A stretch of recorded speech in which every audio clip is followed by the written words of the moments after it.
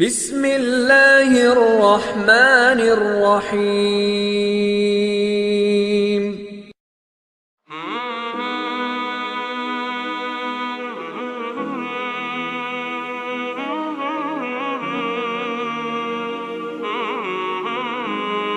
السلام علیکم ورحمۃ اللہ وبرکاتہ۔ الحمد للہ الذی ہدانا لہذا وما كنا لنہتدی لولا ان ہدانا اللہ۔ اشہد ان لا الہ الا اللہ وحدہ لا شریک لہ واشہد ان محمدا عبدہ ورسولہ، اما بعد فاعوذ باللہ السمیع العلیم من الشیطان الرجیم من ہمزہ ونفخہ ونفثہ، بسم اللہ الرحمن الرحیم۔ قال اللہ سبحانہ وتعالی وَأَنَّ الْمَسَاجِدَ لِلَّهِ فَلَا تَدْعُوا مَعَ اللَّهِ أَحَدًا۔ محترم ناظرین، مساجد کے متعلق آج بڑے ہی اہم گفتگو کو لے کر میں آج آپ لوگوں کے سامنے حاضر ہوا ہوں۔ اور گفتگو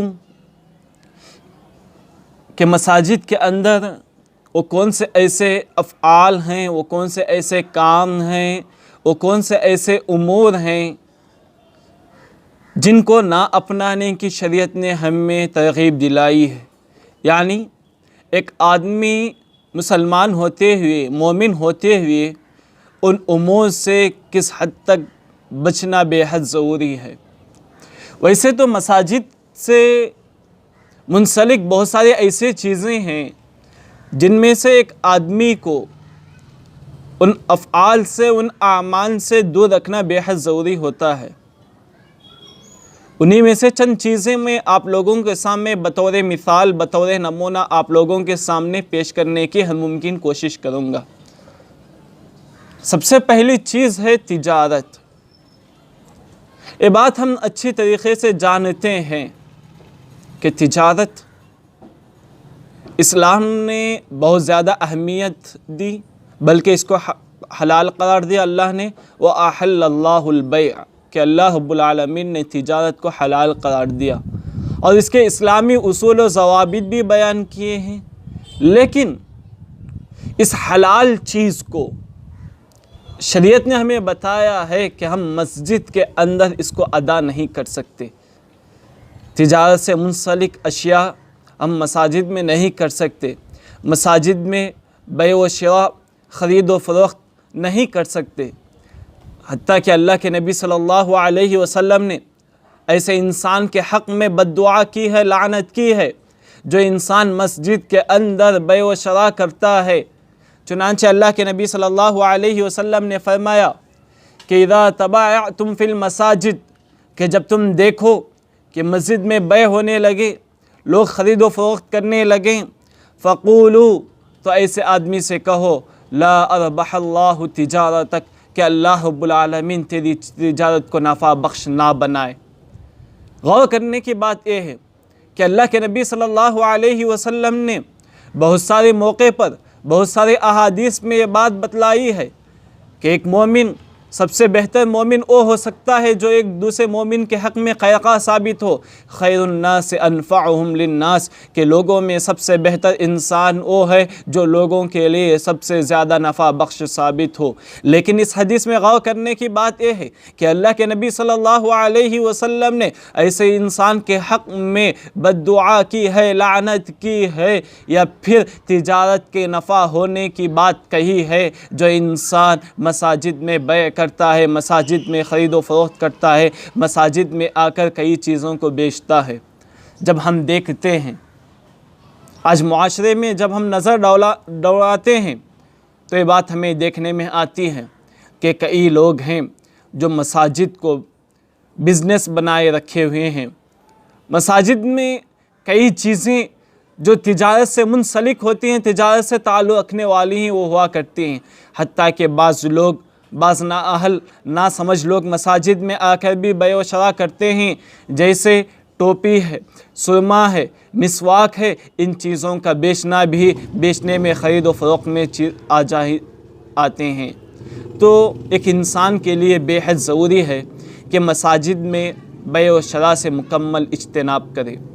دوسری چیز جو مساجد سے ہمیں اپنے آپ کو دور کر لینی ہے وہ یہ کہ ہم کچی چیز جو کہ بدبودار ہو، مثلا پیاز، لہسن، چونکہ یہ بدبودار ہوا کرتی ہیں، ان سے بھی اپنے آپ کو دور رکھنے کی بے حد ضروری ہے۔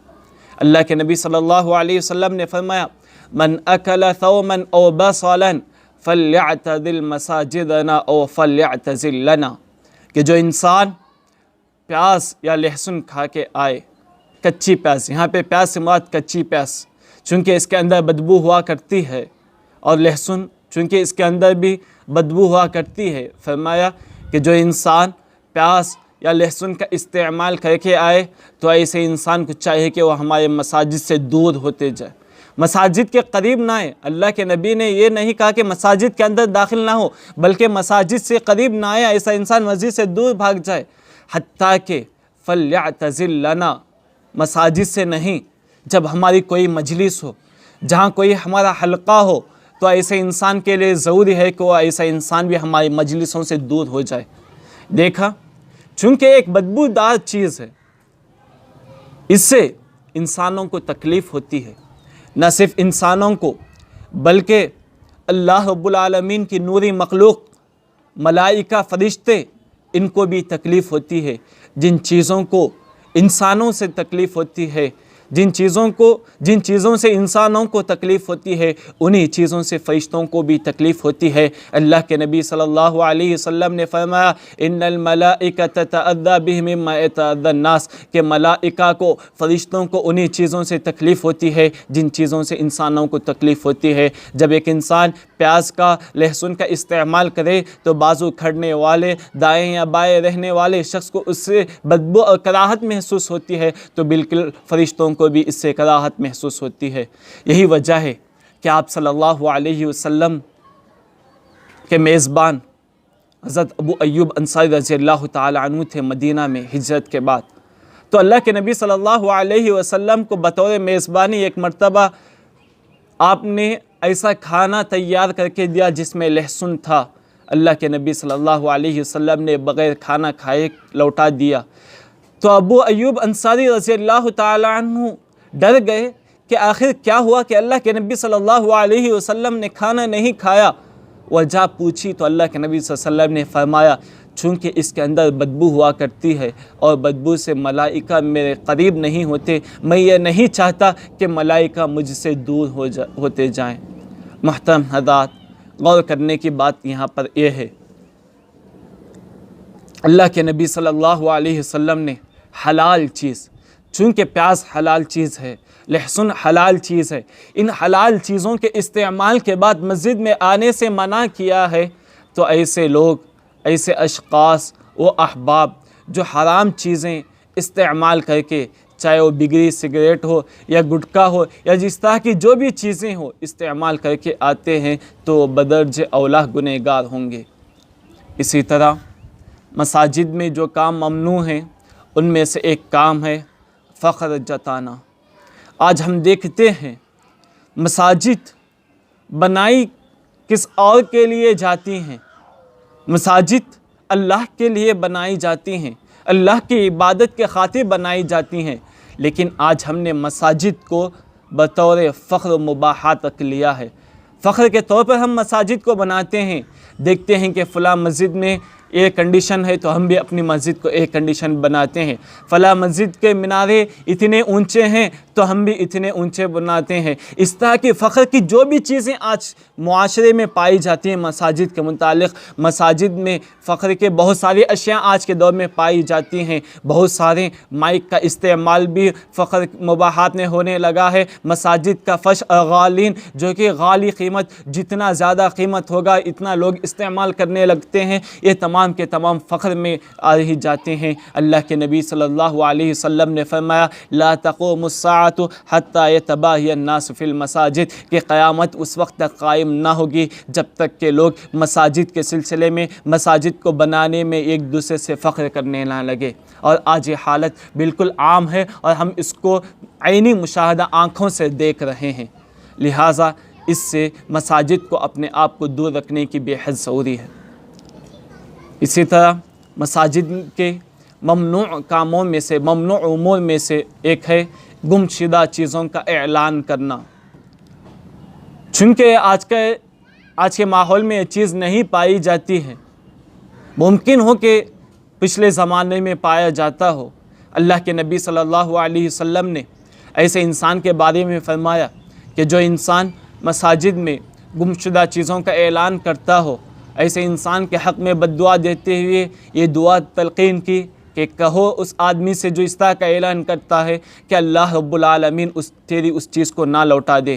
فرمایا من ینشر ضالۃ فی المسجد، کہ جو انسان مسجد میں کسی گمشدہ چیز کا اعلان کرتے ہوئے دیکھ لو، فقولو، تو ایسے انسان سے کہو لا ردہ اللہ علیک، اللہ رب العالمین وہ چیز تمہارے لیے نہ لوٹا دے، تمہاری گمشدہ چیز تمہارے تک نہ پہنچائے۔ فإن المساجد لم تبن لہذا، کیونکہ مساجد اس وجہ سے نہیں بنائے جاتے کہ کسی کی گمشدہ چیز کا اس میں اعلان کیا جائے۔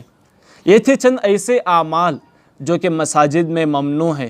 اس کے علاوہ بہت سارے ایسے اعمال ہیں جو کہ حرمت کے درجے میں آتے ہیں، جیسے مساجد میں بلند آواز کرنا، چیخ و چلانا، لوگوں کو تکلیف دینا۔ اسی طرح خطبہ جمعہ میں بھی بہت سارے مساجد سے منسلک بہت سارے ایسے اعمال ہیں جو کہ ایک حرام کے درجے میں آتے ہیں، ممنوع کے درجے میں آتے ہیں، جیسے لوگوں کو چھلانگ لگا کر کے جانا، یا پھر خطبہ جمعہ کے لیے اگلی صفوں کو مکمل کرنے سے پیچھے سے بیٹھ کر آنا تاکہ دیگر لوگوں کے لیے تکلیف کا۔ اس طرح کے بہت سارے ایسے اعمال ہیں جو کہ مساجد کے حق میں ممنوع ہیں۔ ایسے انسان کے لیے چاہیے کہ ایسے اعمال سے اپنے آپ کو دور رکھے۔ لہذا انہی چند کلمات کے ساتھ میں رب کائنات سے دعا کرتا ہوں کہ الہ العالمین ہم تمام کو ان تمام امور سے، افعال سے بچا جو کہ مسجد کے لیے زیب نہیں دیتے، مسجد کے حق میں مناسب نہیں۔ آمین۔ وآخر دعوانا الحمد للہ رب العالمین، والسلام علیکم ورحمۃ اللہ وبرکاتہ۔